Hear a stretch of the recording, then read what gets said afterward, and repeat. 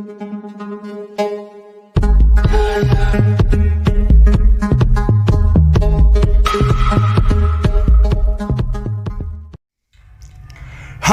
apa kabar? Saya mendoakan semoga kamu dan keluarga semuanya dalam keadaan sehat ya. Ferris Channel kali ini akan merangkum cerita dari sebuah film yang berjudul Powder. Film ini bercerita tentang kisah seorang remaja laki-laki yang dijuluki Powder, di mana Powder ini minder karena ia menderita albinisme, di mana penderitanya disebut albino. Albinisme adalah kondisi kelainan sejak lahir yang menyebabkan pengidapnya mengalami kekurangan melanin atau bahkan sama sekali tidak memiliki pigmen tersebut. Oleh karena itu warna kulit, rambut, dan mata pada pengidap albinisme berwarna pucat cenderung berwarna putih. Tetapi Powder memiliki kecerdasan luar biasa serta kekuatan telepati dan paranormal seperti mengendalikan petir, listrik, dan magnet. Ia juga mampu merasakan pikiran orang dan hewan di sekitarnya. Nah, bagaimana cerita selengkapnya? Kita langsung saja ke alur ceritanya ya guys. Di awal film diperlihatkan seorang wanita yang baru saja melahirkan seorang bayi, di mana sang suami terkejut ketika melihat kondisi bayinya itu. Lalu ia juga mendapat kabar kalau istrinya meninggal setelah melahirkan karena mengalami perdarahan yang hebat.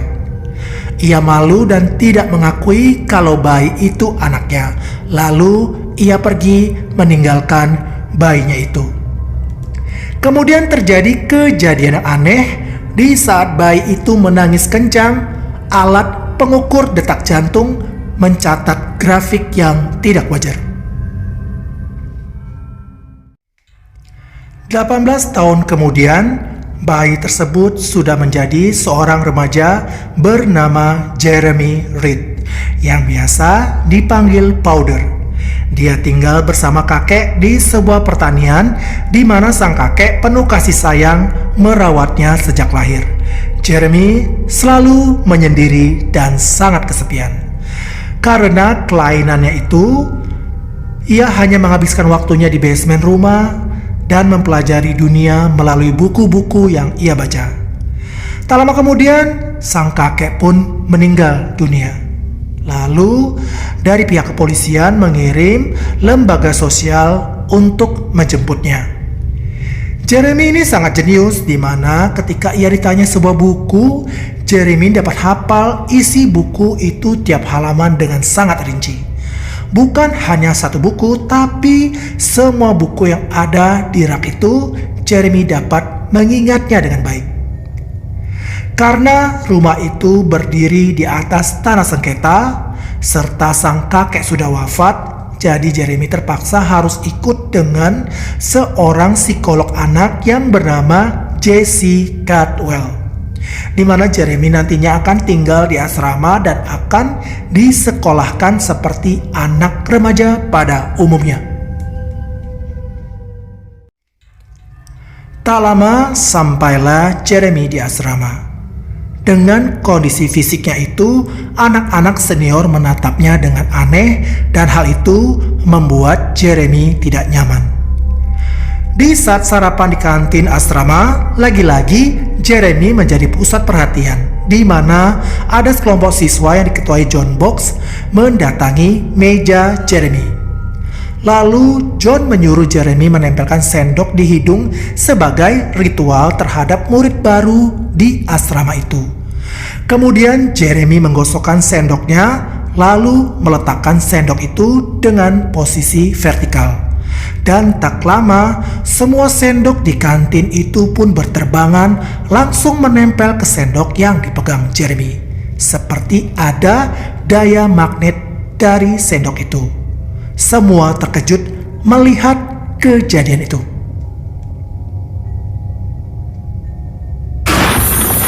Keesokan harinya, Jeremy mendapat pemeriksaan kesehatan oleh dokter asrama. Dokter mengatakan kalau Jeremy sehat secara fisik dan mental, kecuali ia tidak mempunyai satupun helai rambut yang tumbuh di tubuhnya. Tapi dokter tidak mengetahui kalau di balik itu otak Jeremy memiliki kekuatan elektromagnetik yang kuat. Hal inilah yang mencegah rambut tumbuh di tubuhnya. Singkat cerita, Jeremy kembali menjadi pusat perhatian saat ia pertama kali datang ke sekolah. Di saat pelajaran fisika, sang guru fisika yang bernama Donald Ripley memberikan pelajaran tentang ilmu listrik di mana beliau menunjukkan sebuah demonstrasi listrik statis bertegangan tinggi.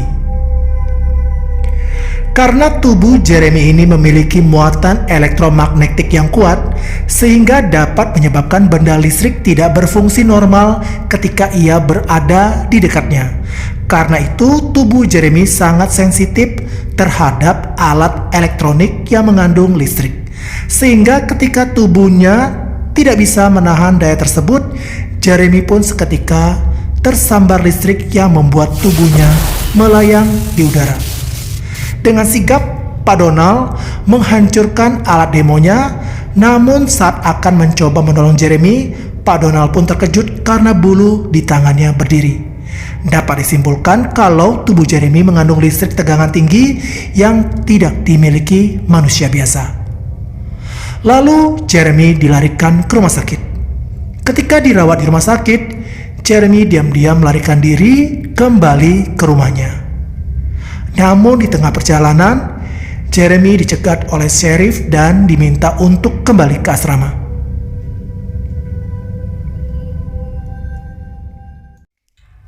Keesokan harinya, saat di sekolah, Jeremy dipanggil ke ruang guru, di mana di sana sudah ada profesor dan ilmuwan yang penasaran dengan kejeniusan dan kekuatan yang dimiliki Jeremy, sesuai yang dikatakan Pak Donald.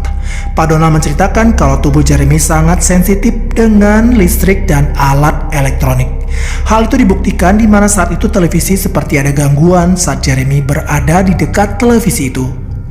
Lalu Jeremy berkata kalau ia tidak pernah bisa menonton televisi.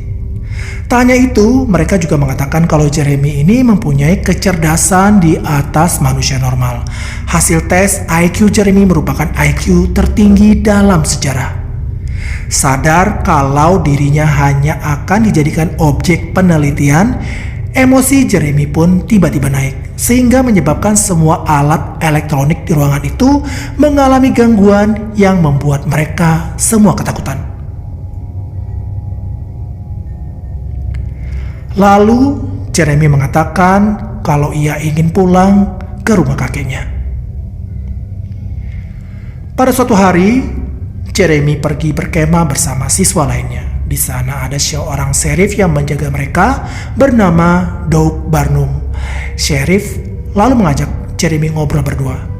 Sheriff Doug lalu menceritakan kalau dulunya ibu Jeremy tersambar petir saat sedang mengandung dirinya, yang menyebabkan Jeremy seperti sekarang. Keesokan paginya saat Jeremy sendirian di tengah hutan, Jeremy memanggil seekor kadal sehingga kadal itu pun nurut kepadanya. Dan di saat itu, John bersama rombongannya lagi-lagi mengganggu Jeremy.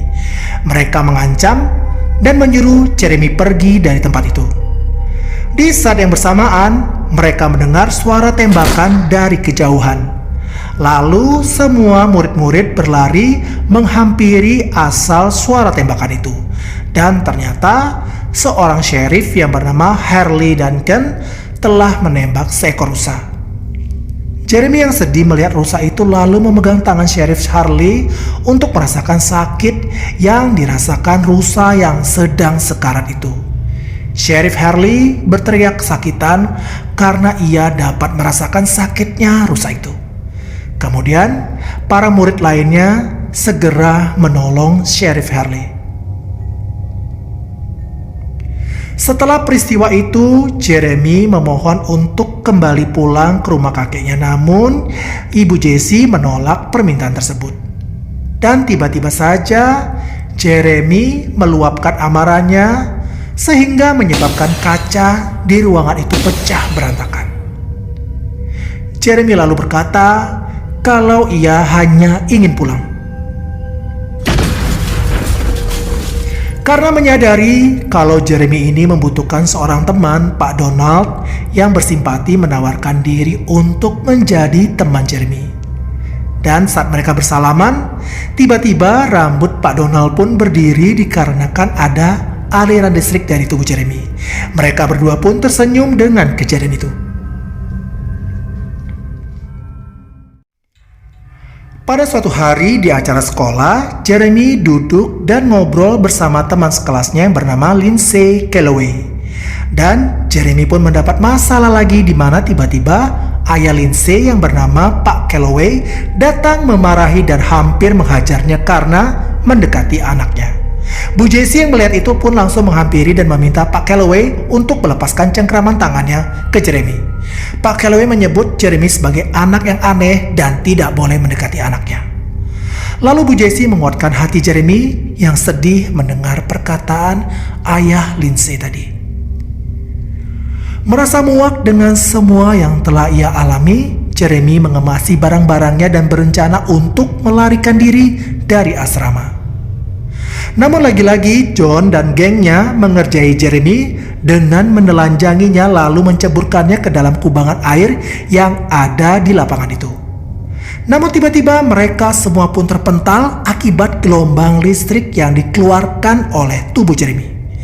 Dan saat itu jantung John tiba-tiba berhenti berdetak yang membuat semua menjadi panik. Jeremy dengan sigap menolong John dengan memberikan kejut listrik menggunakan tangannya. Dan untung saja akhirnya John dapat diselamatkan. Lalu salah satu dari mereka mengatakan akan menolong Jeremy untuk melarikan diri dari asrama.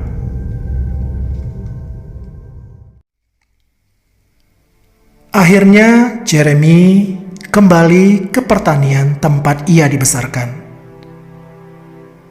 Tetapi sayangnya, Jeremy sudah kehilangan semuanya.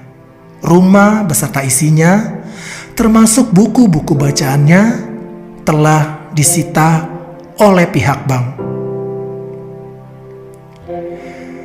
Tak berapa lama kemudian, Pak Donald, Bu Jessie, dan Sheriff Doe datang menemui Jeremy. Mereka membujuk Jeremy untuk ikut dengan mereka, dan mereka berjanji akan menemukan tempat di mana Jeremy akan merasa nyaman, tidak akan ditakuti, dan dianggap aneh. Tetapi Jeremy sedih dan frustrasi karena ia telah kehilangan semuanya. Beberapa saat kemudian, Jeremy melihat ke arah langit. Lalu, Jeremy berlari ke lapangan.